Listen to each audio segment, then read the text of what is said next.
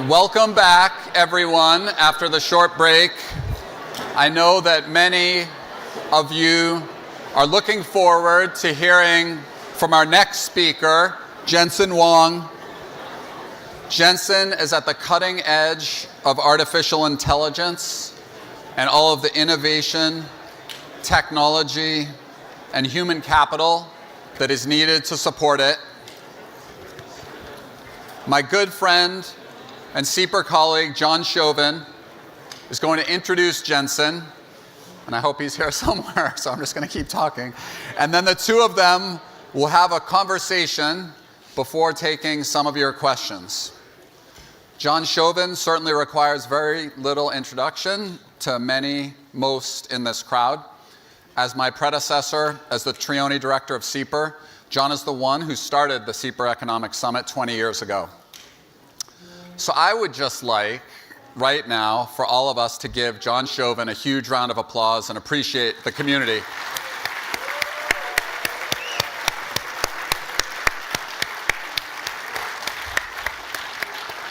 That he had the foresight to build. For those of you who haven't been touched by John's research, his mentorship, or his friendship, here's just a snippet of what you might like to know about him. Along with being the former CEPR director and a CEPR senior fellow emeritus, John is the Charles R. Schwab Professor of Economics. He is also a senior fellow at the Hoover Institution and a research associate of the National Bureau of Economic Research. He specializes in public finance and corporate finance and has published many articles over the years on Social Security, health economics, corporate and personal taxation, mutual funds, pension plans, economic demography, applied general equilibrium economics, and much more. John isn't one for long introductions, but I just will say that if I can be 1/10 as helpful to my successor as John has been to me, I'll feel like I've succeeded. So I will let you read more about his publications and accomplishments in the programs you've received today. And so please join me in welcoming our good friend John Chauvin, and I'm really looking forward to this. Thanks. Wow, thank you. So I have always thought that the more famous the speaker, the shorter the appropriate introduction. And if I was to follow that rule, I would stop right now and say Jensen Huang. But I'm not going to do that. So the Oxford English Dictionary defines the American dream. Believe it or not, it does that. And it says that it's a situation where everybody has an equal opportunity for success through hard work, dedication, and initiative. And I would like to say that Jensen Huang is an example of the American dream. Jensen was born in Taiwan, came to the U.S. at age 9 with his brother, not with his parents, went to a rough, tough school in Kentucky, survived that. His parents came 2 years later. He moved to Oregon, skipped 2 grades and graduated from high school, and went to Oregon State, electrical engineering major, 150 men and 2 women. He said he was 16, he looked like he was 12, he had no chance with the women. Well, he sort of liked one of them and said, why don't we work on homework together? And did that over and over and over again. 6 months later, he asked her out for a date. Well, he's still married to her. So, another American dream. Now, to skip to age 30, he co-founds Nvidia. He's the only CEO there's ever been of Nvidia. It's had its ups and its downs, more ups than downs. It's now the 4th largest company in the world, 3rd largest American company. So that sounds to me like the American dream. I should add that he also got a degree from Stanford, master's degree. I think he did it mostly at night, And he was always good with homework. It worked with his wife. It worked with Stanford, too. Now, of course, we're here. Last week, Nvidia announced its earnings. In the finance crowd, this got more attention than the Super Bowl that occurred a couple of weeks earlier. It was pretty amazing. His company is at the absolute center of the most exciting development, I'd say, of the 21st century, technology development. And so he's to be congratulated on that. Let me just say, he's received a lot of awards, a lot of recognition. NVIDIA's received a lot of awards, a lot of recognition. But I should have a short introduction, so I'm about to quit. I'm just going to talk about one award. Last month, he was elected as a member of the National Academy of Engineering. This is a pretty prestigious award. There are only 3 that I know of. I actually asked ChatGPT. I didn't get an absolute clear answer. How many CEOs of S&P 500 companies are members of the National Academy of Engineering? But I think it's 3. And 2 are in this room. Andrew Devgan of Cadence Design Systems was awarded it last year. So the 2 of them have that in common. But let me now just conclude and congratulate Jensen, not only on this award, but on the amazing success of your company, and thank you for speaking to us today at CEPR. Jensen. I'll sit here. Thank you. Thank you. You're here, I'm here? I guess so. Okay. So why don't you start off with maybe some opening remarks, and then I'll ask you a few questions, and then you get the tough questions. Well, I think that after your opening remarks, it is smartest for me not to make any opening remarks to avoid risking damaging all the good things you said. But let's see. It's always good to have a pickup line, and mine was do you want to see my homework?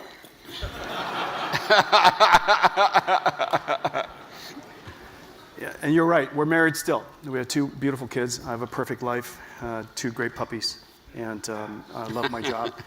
And she still enjoys my homework. Well, if you want, I can ask you a few questions then. Yes, please. So, in my lifetime, I thought the biggest technology breakthrough was the transistor. Now, I'm older than you. Yeah. And it was pretty fundamental. It's a big deal, yeah. But should I rethink? Is AI now the biggest change in technology that has occurred in the last 76 years? To hint at my age. Yeah. Well, first of all, the transistor was obviously a great invention, but what was the greatest capability that enabled was software. The ability for humans to express our ideas, algorithms, in a repeatable way, computationally repeatable way, is the breakthrough. What have we done? We dedicated our company in the last 31 years, to a new form of computing called accelerated computing. The idea is that general purpose computing is not ideal for every field of work. And we said, why don't we invent a new way of doing computation such that we can solve problems that general purpose computing is ill-equipped at solving.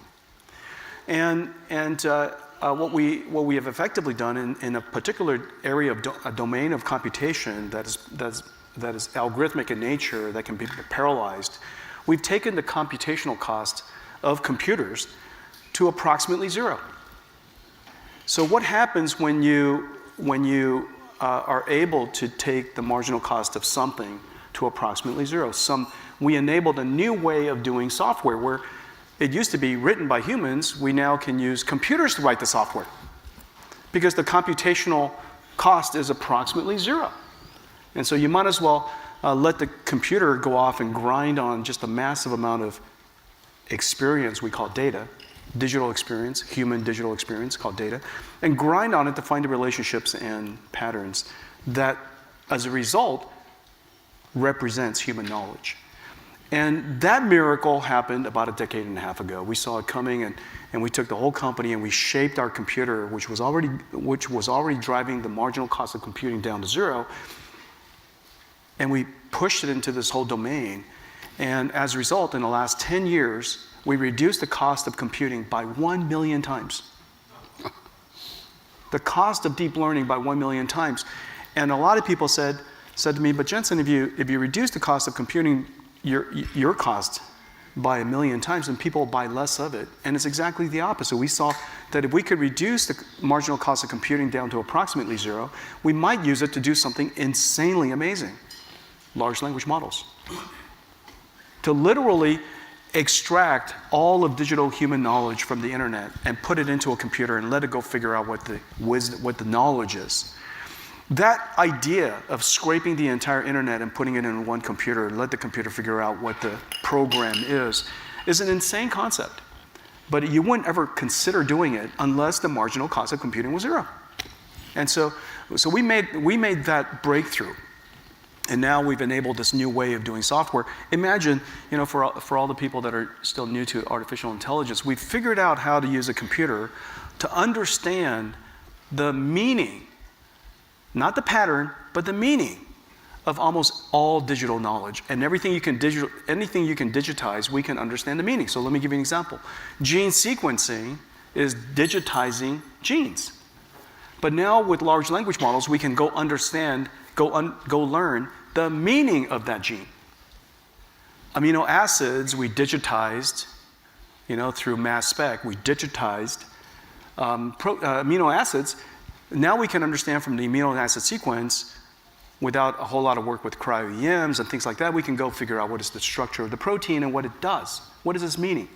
We can also do that on a fairly large scale pretty soon. We can understand what's the meaning of a cell. A whole bunch of genes that are connected together. And so this is, from a computer's perspective, no different than there's a whole page of words, and you asked it to, what is the meaning of it? Summarize. What did it say? Summarize it for me. What's the meaning? This is no different than a hard, big, huge, long page of genes. What's the meaning of that? Big, long page of proteins. What's the meaning of that? And so we're on the cusp of all this. This is the miracle of what happened. And so I would, it's a long-winded answer of saying, John, that you're absolutely right, that AI, which was enabled by this new form of computing we call accelerated computing that took 3 decades to do, is probably the single greatest invention of the technology industry. This will likely be the most important thing of the 21st century. I agree with that. 21st century, but maybe not the 20th century, which was the transistor. It's got to be close. We'll let history decide. That's right. We'll let history decide. Could you look ahead? I take it that the GPU chip that is behind artificial intelligence right now is your H100, and I know you're introducing an H200. And I think I read that you plan to upgrade that each year. And so could you think ahead 5 years, March 2029, you're introducing the H700. Right. What will it allow us to do that we can't do now? I'll go backwards, but let me first say something about the chip that John just described. As we say a chip, all of you in the audience probably, because you've seen a chip before, you imagine there's a chip kind of like this.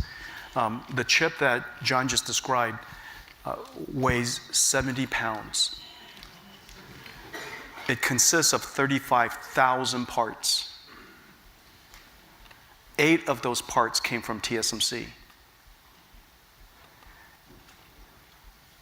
That one chip replaces a data center of old CPUs like this into one computer. The savings, because we compute so fast, the savings of that one computer is incredible, and yet it's the most expensive computer the world's ever seen. It's $250,000 per chip. We sell the world's first $250,000 chip. But the system that it replaced, the cables alone cost more than the chip, this H100. The cables of connecting all those old computers. That's the incredible thing that we did. We reinvented computing, and as a result, computing, marginal cost of computing went to zero. That's what I just explained. We took this entire data center and we shrunk it into this one chip. Well, this one chip is really, really great at trying to figure out this form of computation that without getting weird on you guys, called deep learning. It's really good at this thing called AI.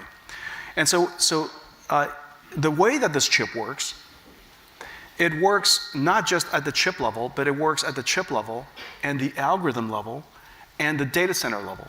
It works together. It doesn't do all of its work by itself.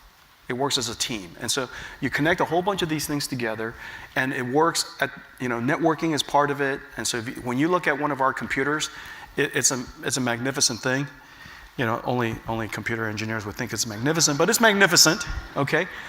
It weighs a lot, miles and miles of cables, hundreds of miles of cables. And the next one's soon coming is liquid cooled, and it's beautiful in a lot of ways, okay? And it computes at data center scales. And together, what's going to happen in the next 10 years, say, John, we'll increase the computational capability for deep learning by another 1,000,000 times. And what happens when you do that? Today, we kind of learn, and then we apply it. We go train, inference. We learn, and we apply it.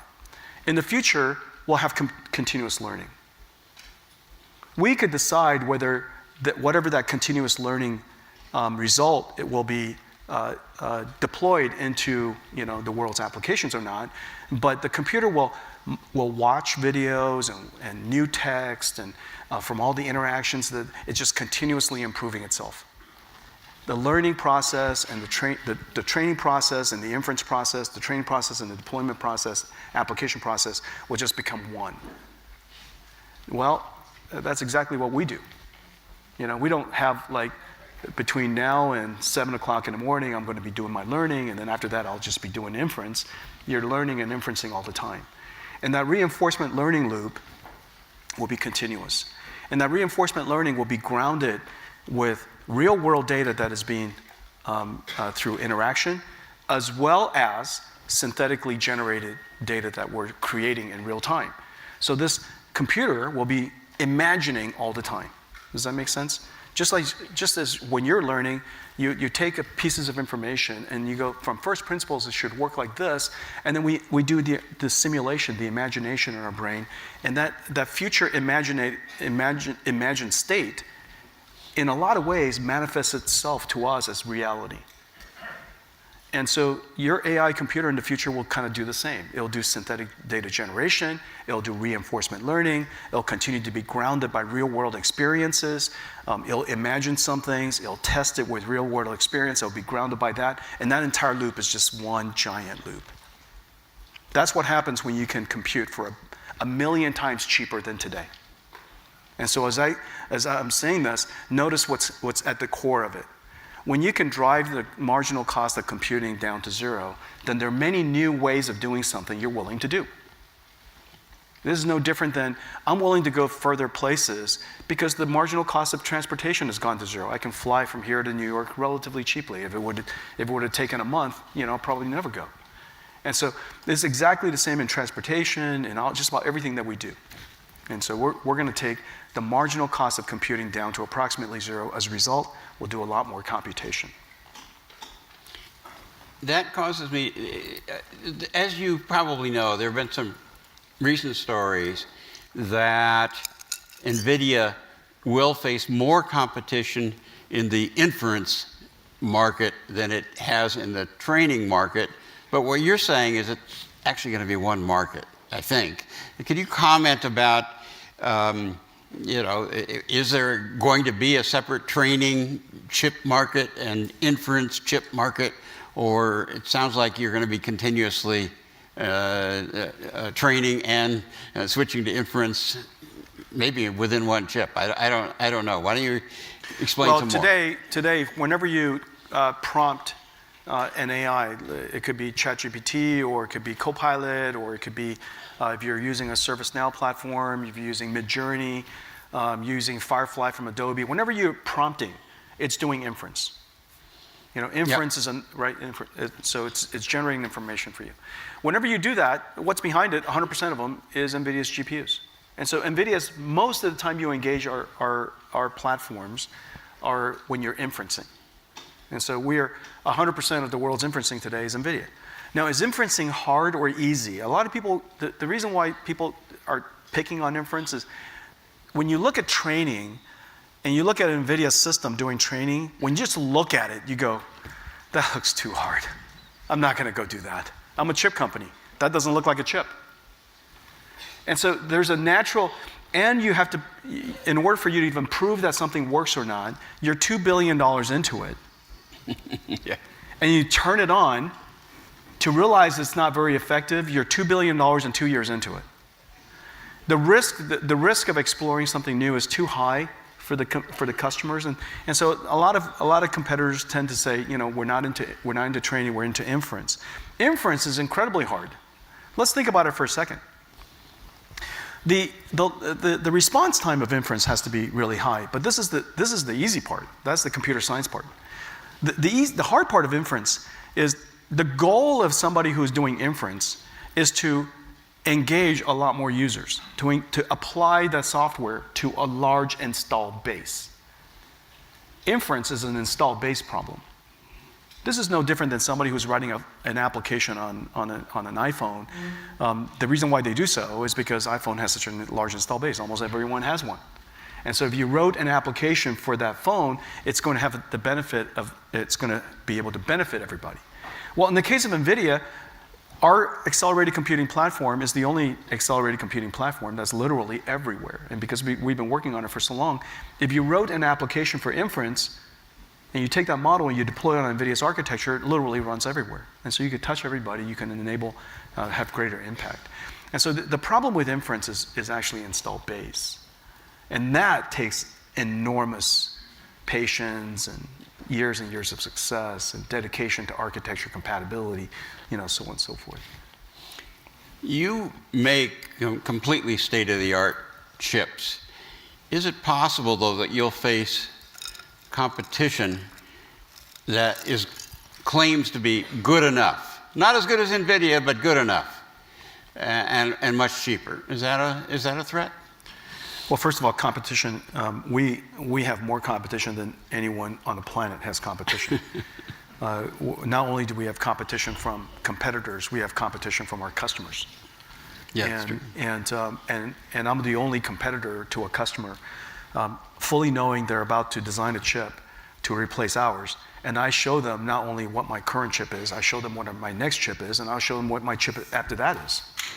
And the reason for that is because look, if you don't make an attempt at explaining why you're good at something, they'll never get a chance to buy your products. And so we're completely open book in working with just about everybody in the industry. And the reason for that, our advantage is several. Our advantage, what we're about, is several things. Whereas you could build a chip to be good at one particular algorithm. Remember, computing is more than even transformers. There's this idea called transformers.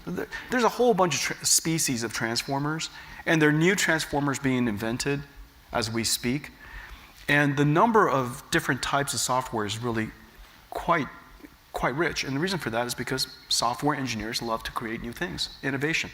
And we want that. What NVIDIA is good at is that our architecture, not only does it accelerate algorithms, it's programmable, meaning that you can use it for we're the only accelerator for SQL. SQL came about in the 1960s, IBM, 1970s, in storage computing. I mean, SQL is structured data is as important as it gets. 300 zettabytes of data being created, every couple of years. Most of it is in SQL, structured databases. And so we can accelerate that. We can accelerate quantum physics. We can accelerate Schrödinger's equations. We can accelerate just about fluids, particles, lots and lots of code. And so what NVIDIA is good at is the general field of accelerated computing. One of them is generative AI. And so for a data center that wants to have a lot of customers, some of it in financial services, some of it in manufacturing, so on and so forth, in the world of computing, we're a great standard. We're in every single cloud, we're in every single computer company, and so our company's architecture has become a standard, if you will, after some 30 some odd years. And so that's really our advantage. If a customer can do something specifically that's more cost effective, quite frankly, I'm even surprised by that. And the reason for that is this. Remember, our chip is only part. Think of when you see computers these days, it's not a computer like a laptop, it's a computer as a data center. And you have to operate it. And so people who buy and sell chips think about the price of chips. People who operate data centers think about the cost of operations. Our time to deployment, our performance, our utilization, our flexibility across all these different applications, in total, allows our operations cost, they call it total cost of operations, TCO. Our TCO is so good that even when the competitors' chips are free, it's not cheap enough. And that is our goal, to add so much value that the alternative is not about cost. And so we, of course that takes a lot of hard work, and we have to keep innovating and things like that, and we don't take anything for granted. But we have a lot of competitors. Yeah. As you know, but maybe not everybody in the audience knows, there's this term artificial general intelligence, which basically... I was hoping not to sound competitive, but John asked a question that kind of triggered a competitive gene. And I came across, I want to apologize, I came across, if you will, a little competitive. I apologize for that. I could have probably done that more artfully. I will next time. But he surprised me with a competitive. I thought I was in an economic forum. Just walking in here, I asked him, I'd sent some questions to his team. And I said, did you look at the questions? He says, no, I didn't look at the questions because I want it to be spontaneous. Besides, I might start thinking about it, and then that would be bad. So we're just kind of winging it here, both of us. So I was asking, when do you think, and of course, when do you think we will achieve artificial general intelligence, the sort of human level intelligence? Is that 50 years away? Is it 5 years away? What's your opinion? I'll give you a very specific answer. But first, let me just tell you a couple things about what's happening that's super exciting. First, of course, we're training these models to be multimodality, meaning that we will learn from sounds, we'll learn from words, we'll learn from vision, and we'll just watch TV and learn, so on and so forth. Okay, just like all of us. And the reason why that's so important is because we want AI to be grounded. Grounded not just by human values, which is what ChatGPT really innovated. Remember, we had large language models before, but it wasn't until reinforcement learning human feedback that grounds the AI to something that we feel good about, human values, okay? And now, could you imagine, now you have to generate images and videos and things like that. How does the AI know that hands don't penetrate through podiums, that feet stand above the ground, that when you step on water, you all fall into it? So you have to ground it on physics. And so now the AI has to learn by watching a lot of different examples, and ideally, mostly video, that certain properties are obeyed in the world. Okay, it has to create what is called a world model. And so one, we have to understand multimodality. There's a whole bunch of other modalities, like, as I mentioned before, genes and amino acids and proteins and cells, which leads to organs and so on and so forth. And so we would like to multimodality. Second is greater and greater reasoning capabilities. A lot of the things that we already do, reasoning skills are encoded in common sense. Common sense is reasoning that we all kind of take for granted. And so there are a lot of things in our knowledge in the internet that already encodes reasoning, and models can learn that. But there's higher level reasoning capabilities. For example, there's some questions that you answer me right now when we're talking. I'm mostly doing generative AI. I'm not spending a whole lot of time reasoning about the question. However, there are certain problems, like, for example, planning problems, where I'm going to, that's interesting. Let me think about that. And I'm cycling in the back, and I'm coming up with multiple plans. I'm traversing a tree. Maybe I'm going through my graph, and I'm pruning my tree and saying, this doesn't make sense. But this I'm going to play, and I simulate it in my head, and maybe I do some calculations, and so on and so forth. That long thinking, AI is not good at today. Everything that you prompt into ChatGPT, it responds instantaneously. We would like to prompt something into ChatGPT, give it a mission statement, give it a problem, and for it to think a while. Isn't that right? And so that kind of system, what computer science calls system 2 thinking, or long thinking, or planning, those kind of things, reasoning and planning, those kind of problems, I think we're working on those things. And I think that you're going to see some breakthroughs. And so in the future, the way you interact with AI will be very different. Some of it will be just give me a question and answer. Some of it say, here's a problem, go work on it for a while. Okay? Tell me tomorrow. And it does the largest amount of computation it can do by tomorrow. You could also say, I'm going to give you this problem. Spend $1,000 on it, but don't spend more than that, and then it comes back with the best answer within the 1,000, or you could, so on and so forth. Okay, so that's now AGI.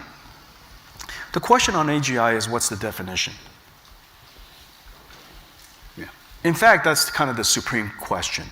Now, if you ask me, if you say, Jensen, AGI is a list of tests, and remember, an engineer knows that anybody in that prestigious organization that I'm now part of, it knows for sure about engineers, is that you need to have a specification and you need to know what the definition of success is. You need to have a test. Now, if I gave an AI a lot of math tests and reasoning tests and history tests and biology tests and medical exams and bar exams and you name it, SATs and MCATs and every single test that you can possibly imagine, you make that list of tests and you put it in front of the computer science industry, I'm guessing in 5 years' time, we'll do well on every single one of them. And so if your definition of AGI is that it passes human tests, Yep. then I will tell you 5 years. If you tell me, if you asked it to me a little bit differently the way you asked it, that AGI is going to have human intelligence. Well, I'm not exactly sure how to specify all of your intelligence yet. And nobody does, really, and therefore it's hard to achieve as an engineer. Does that make sense? Okay, and so the answer is we're not sure, but we're all endeavoring to make it, better and better. So I'm going to ask 2 more questions, and I'm going to turn it over because I think there's lots of good questions out there. The first one I was going to ask about is, could you just dive a little deeper into what you see as AI's role in drug discovery? The first role is to understand the meaning of the digital information that we have. Right now we have all, as you know, we have a whole lot of amino acids. We can now, because of AlphaFold, understand the protein structure of many of them. But the question is now, what is the meaning of that protein? What is the meaning of this protein? What is its function? It would be great, just as you can chat with GPT. As you guys know, you can chat with a PDF. You take a PDF file, doesn't matter what it is. My favorites are you take a PDF file of a research paper and you load it into ChatGPT and you start just talking to it. It's like talking to the researchers. You just ask what inspired this research? What problem does it solve? What was the breakthrough? What was the state of art before then? What were the novel ideas? Just talk to it like a human, okay? In the future, we're going to take a protein, put it into ChatGPT just like PDF. What are you for? What enzymes activate you? What makes you happy? For example, there'll be a whole sequence of genes, and you're going to take and it represents a cell. You're going to put that cell in. What are you for? What do you do? What are you good for? You know? What are your hopes and dreams? And so that's one of the most profound things we can do, is to understand the meaning of biology. Does that make sense? If we can understand the meaning of biology, as you guys know, once we understand the meaning of almost any information that it's in the world of computer science, in the world of computing, amazing engineers and amazing scientists know exactly what to do with it. But that's the breakthrough. The multi-omic understanding of biology. And so that's, if I could, deep and shallow answer to your, I think that's probably the single most profound thing that we can do. Boy, Oregon State and Stanford are really proud of you. So if I could switch gears just a little bit and just say, Stanford has a lot of aspiring entrepreneurs, students that are entrepreneurs, and maybe they're computer science majors or engineering majors of some sort. Please don't build GPUs. What advice would you give them to improve their chances of success? One of my great advantages is that I have very low expectations. And I mean that. Most of the Stanford graduates have very high expectations. You deserve to have high expectations because you came from a great school. You were very successful. You're top of your class. Obviously, you were able to pay for tuition, and then you're graduating from one of the finest institutions on the planet. You're surrounded by other kids that are just incredible. You should have you naturally have very high expectations. People with very high expectations have very low resilience. And unfortunately, resilience matters in success. I don't know how to teach it to you except for I hope suffering happens to you. And I was fortunate that I grew up with my parents providing a condition for us to be successful on the one hand, but there were plenty of opportunities for setbacks and suffering, and and to this day I use the phrase pain and suffering inside our company with great glee, and the reason, and I mean that, boy, this is going to cause a lot of pain and suffering, and I mean that in a happy way. Because you want to train, you want to refine the character of your company. You want greatness out of them. And greatness is not intelligence, as you know. Greatness comes from character, and character isn't formed out of smart people. It's formed out of people who suffered. And so that's kind of the, and so if I could wish upon you, I don't know how to do it, but for all of you Stanford students, I wish upon you, ample doses of pain and suffering.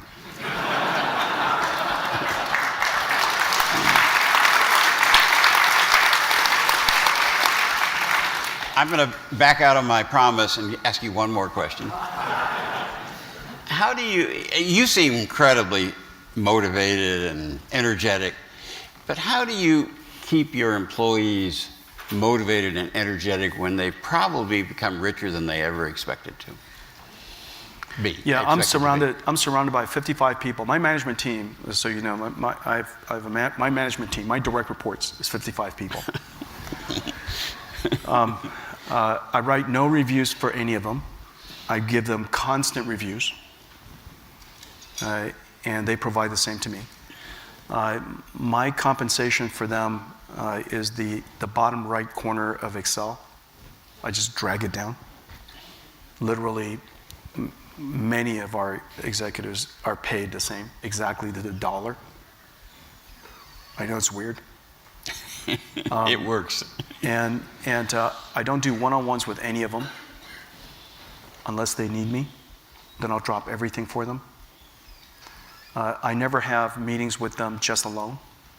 And they never hear me say something to them that is only for them to know. There's not one piece of information that that I somehow secretly tell e-staff that I don't tell the rest of the company. And so in that way, our company was designed for agility, for information to flow as quickly as possible, for people to be empowered by what they are able to do, not what they know. And so that's the architecture of our company. I don't remember your question, but I got it. John, no, I got it. And the answer for that is my behavior. Yeah. It's how do I celebrate success? How do I celebrate failure? How do I talk about success? How do I talk about setbacks? Every single thing that I'm looking for opportunities to instill every single day. I'm looking for opportunities to keep on instilling the culture of the company and what is important, what's not important, what's the definition of good? How do you compare yourself to good? How do you think about good? How do you think about a journey? How do you think about results? All of that, all day long. Mark, Duggan, can you help us? Okay, Yeah. good. So let's open it up for some questions. Let me start with Winston, and I'll come to you. Oh, we need a microphone. Can you just, Ben, you got this? Yep. Board member Winston Chen. I have a couple questions. What's the story about your leather jacket? And the second is, according to your projection and calculation, in 5 to 10 years, how much more semiconductor manufacturing capacity is needed to support the growth of AI? Okay, I appreciate 2 questions. The first question is, this is what my wife bought for me, and this is what I'm wearing. and because I do 0% of my own shopping, as soon as she finds something that doesn't make me itch, because she's known me since I was 17 years old, and she thinks that everything makes me itch. And the way I say I don't like something is it makes me itch. And so as soon as she finds me something that doesn't make me itch, if you look at my closet, the whole closet is a shirt. Because she doesn't want to shop for me again. And so that's why this is all she bought me, and this is all I'm wearing. And if I don't like the answer, I can go shopping. Otherwise, I can wear it. And it's good enough for me. Okay, the second question on the forecast is actually I'm horrible at forecasting, but I'm very good at first principled reasoning of the size of the opportunity. And so let me first reason for you. I have no idea how many fabs, but here's the thing that I do know. The way that we do computing today, the information was written by someone, created by someone. It's basically pre-recorded. All the words, all the videos, all the sound, everything that we do is retrieval based. It was pre-recorded. Does that make sense? As I say that, every time you touch on a phone, remember somebody wrote that and stored it somewhere. It was pre-recorded. Okay? Every modality that you know. In the future, because we're going to have AIs, it understands the current circumstance, and because it's tapped into all of the world's latest news and things like it's called retrieval based. Okay, and it understands your context, meaning it understood why you asked, what you're asking about. When you and I ask about the economy, we probably are meaning very different things, and for very different context. And based on that, it can generate exactly the right information for you. So in the future, it already understands context, and most of computing will be generative. Today, 100% of content is pre-recorded. If in the future 100% of content will be generative, the question is how does that change the shape of computing? And so without torturing you anymore, that's how I reason through things. How much more networking do we need? More or less of that? Do we need memory of this? And the answer is we're going to need more fabs. However, remember that we're also improving the algorithms and the processing of it tremendously over time. It's not as if the efficiency of computing is what it is today, and therefore the demand is this much. In the meantime, I'm improving computing by 1 million times every 10 years, while demand is going up by 1 trillion times. And that has to offset each other. Does that make sense? And then there's technology diffusion and so on and so forth. That's just a matter of time. But it doesn't change the fact that one day, all of the computers in the world will be changed, 100%. Every single data center will be, all of those general purpose computing data centers, 100% of the $1 trillion worth of infrastructure will be completely changed. And then there'll be new infrastructure built on, even on top of that. Okay, next question right here, Ben.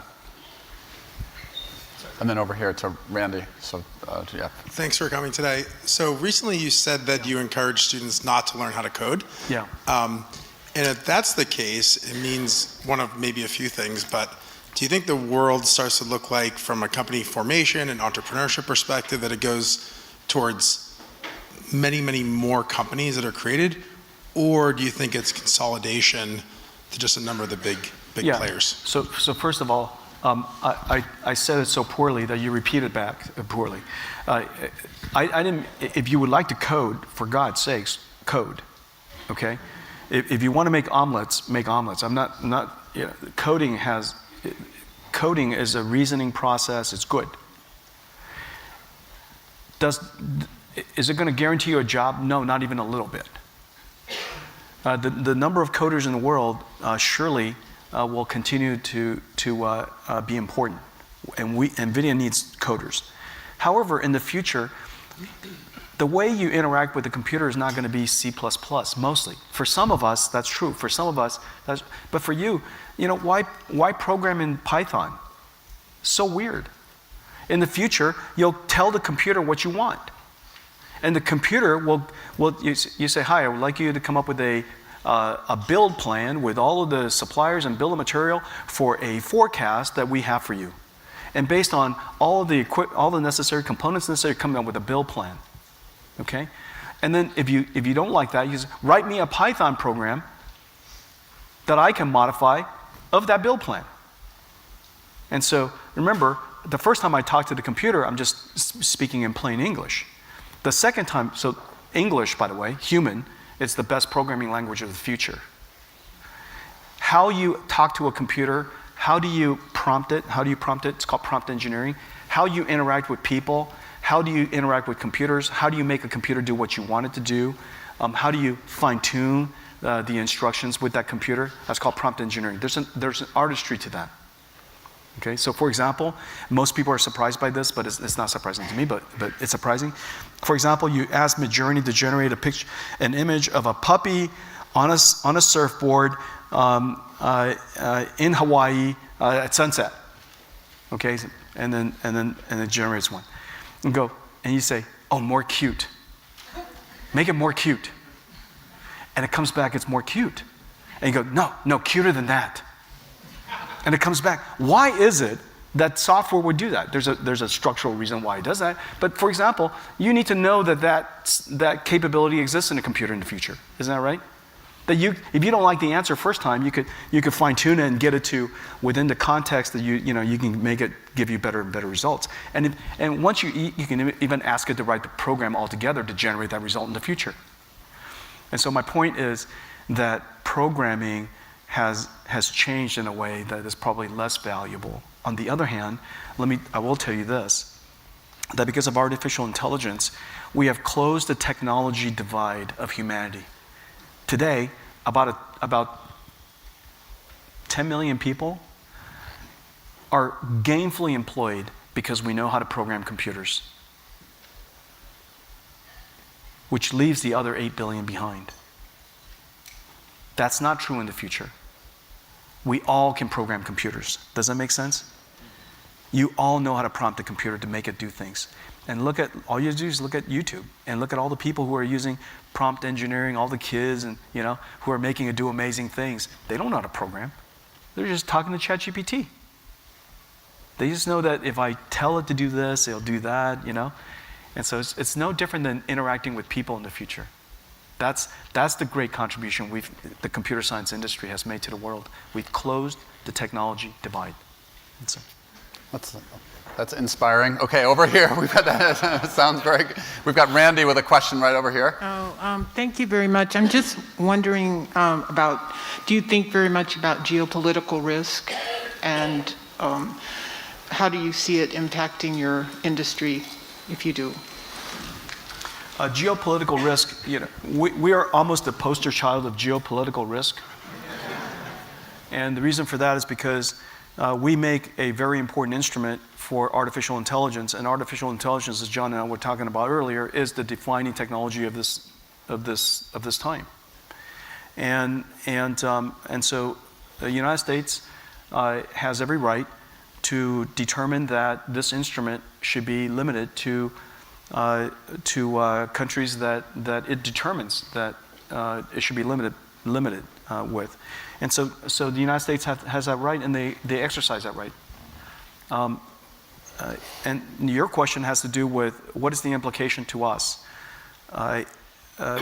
First of all, we just have to understand these policies, and we have to stay agile so that we can comply with the policies, number one. On the one hand, it limits our opportunity in some places, and it opens up opportunities in others. One of the things that has happened in the last, I would say, maybe even 6 to 9 months, is the awakening of every single country, every single society, the awakening that they have to control their own digital intelligence.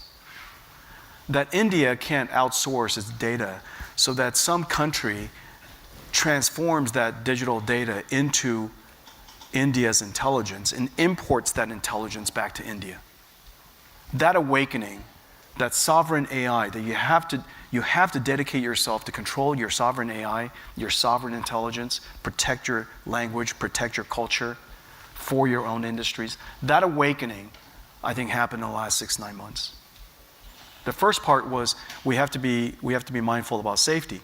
Then the second part was, hold on a second, we all have to do this. And so every single country from India, Canada's doing this, the UK, France, Japan, Singapore, Malaysia, the list goes on. Just about every single country now realize that they have to invest in their own sovereign AI. So geopolitics, in the one hand, limited opportunities, but it created just enormous opportunities elsewhere. And so, hard to say. Okay, so I think I have multiple hands, but I have time for one more question. I am going to go right here. You were further in the queue. Now remember, the last question has big pressure. Do you guys agree with that? Can we all agree? Right here. The person who asked the last question, don't leave us all depressed. Don't trigger me, please. That's all I'm saying. I'm just kidding. I'm going to invoke your commandment to have low expectations at this juncture. You mentioned you're competing with your customers, and I'm wondering, given the advantages that you have, why they're doing that. And I'm wondering if in the future you see yourself building more customized solutions for customers of a certain scale, as opposed to the solutions that you have now, which are more horizontal. So are we willing to customize? The answer is yes. Now, why is it that the bar is relatively high? The reason why the bar is high is because each generation of our platform, first of all, there's a GPU, there's a CPU, there's a networking processor, there are 2 types of switches. I just built 5 chips for one generation. People think it's 1 chip, but it's 5 different chips. Each one of those chips are hundreds and hundreds of millions of dollars to do. Just hitting launch, which is tape out for us, launching a rocket is several $100 million each time. Okay? And I got 5 of them per generation.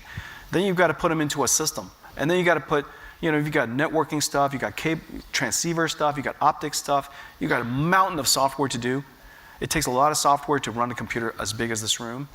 And so all of that is complicated. If the customization is so different, then you have to repeat the entire R&D. However, if the customization leverages everything and adds something to it, then it makes a great deal of sense. Maybe it's a proprietary security system. Maybe it's a confidential computing system. Maybe it's a new way of doing numerical processing that could be extended. We're very open-minded to that. And our customers know that I'm willing to do all that and recognizes if you change it too far, you've basically reset. And you've squandered, the nearly $100 billion that's taken us to get here to redo it from scratch. And so they want to leverage our ecosystem to the extent that will be done. I'm very open to it. Yeah, and they know that. Yeah. Okay, so with that, I think we need to wrap up. Thank you so much to John and Jensen.